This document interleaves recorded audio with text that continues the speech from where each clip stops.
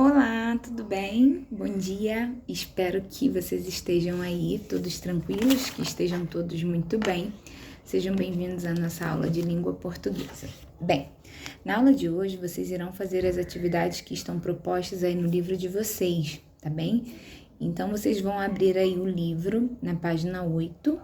Vocês farão comigo as atividades das páginas 8 até a página 13, tá? O que vai falar aí nesse livro, nessas atividades? Bem, hoje vocês irão conhecer o gênero textual que se chama texto informativo.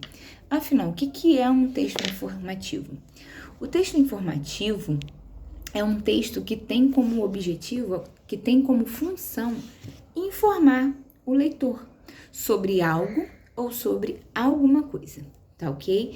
Então, o objetivo do texto informativo, o texto informativo é um tipo de gênero, né, textual, que ele vai trazer ao leitor informações, tá bom? Sobre algo ou sobre alguém.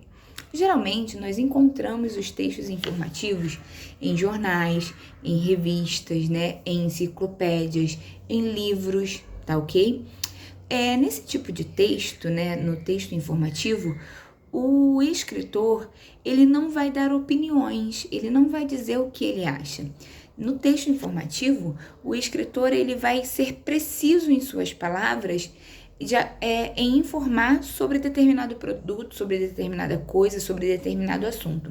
Então, no texto informativo, o autor, ele não vai dar opiniões, ele tem que falar as verdades sobre algo ou sobre alguém, ok? Então, no texto informativo, a intenção não é opinar, e sim expor as informações de algo ou de alguém, ok?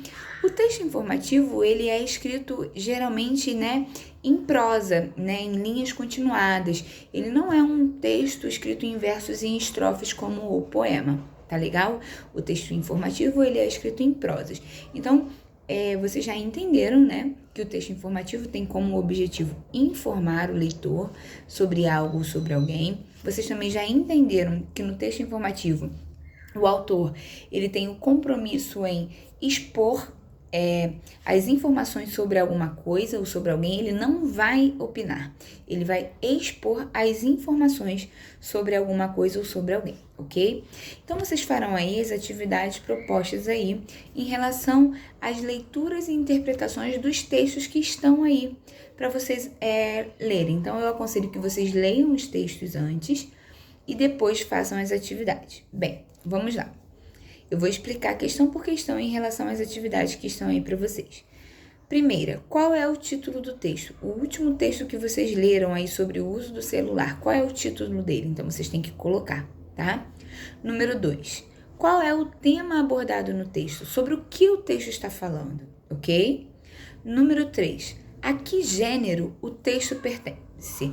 É uma prosa, é uma crônica, é um poema, é um texto informativo, é uma carta? Qual é o gênero textual, tá? Você vai escrever e justificar a sua resposta, tá bom? Você vai dizer qual é o gênero textual e por que você acha que é o gênero textual que você disse aí, tá bem?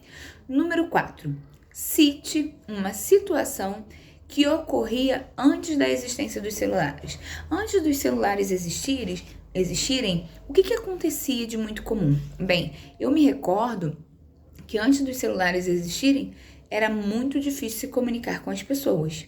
Muito difícil mesmo. Então, isso era uma situação que ocorria muito. Mas é uma resposta pessoal, você pode dizer aí outras coisas que você acha que ocorria antes, né? Situações que ocorriam antes do uso dos celulares, ok?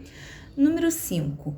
De acordo com o texto, qual é a principal diferença entre os celulares de antigamente e os de hoje? Então, você vai estabelecer as diferenças dos celulares antigos e dos celulares atuais, tá?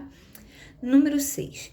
Quando, onde e por quem foi feita a primeira demonstração de um aparelho portátil para comunicação à distância? Então, olhem só, são 3 perguntas. Quando, data, né? Onde, lugar, e quem? Quem fez a primeira demonstração de um aparelho portátil que se faça a comunicação à distância, tá? Número 7. De acordo com o texto, o primeiro aparelho portátil de comunicação à distância era chamado de tijolão. Então, ele está afirmando que o primeiro aparelho de comunicação portátil à distância se chamava tijolão. Quais as características justificam o uso desse aparelho? Então, vocês vão me dizer quais são as características que justificam o nome desse aparelho ser tijolão, o apelido desse aparelho, tá bom? Vocês vão dizer aí quais são as características de um tijolão. Ele era grande, era pequeno? Por que ele se chamava tijolão? Então, tem que ter um motivo, tá? Então, vocês vão dizer as características desse aparelho. Número 8. Na sua opinião, de que maneira a criação do celular mudou o dia a dia das pessoas? De que forma que o celular acabou transformando o dia a dia das pessoas? Também é uma resposta pessoal. A última página, a página 13, são exercícios para casa. Um é sobre uma pesquisa, né, que vocês vão pesquisar algum texto informativo e vão dizer as descrições aí, as características. E a segunda, vocês irão elaborar um texto informativo de acordo com o que está pedindo aí, tá bem? Espero que vocês tenham entendido. Fiquem todos com Deus. Em caso de dúvidas, vocês podem me chamar no WhatsApp que eu auxilio, tá bem? Beijinhos.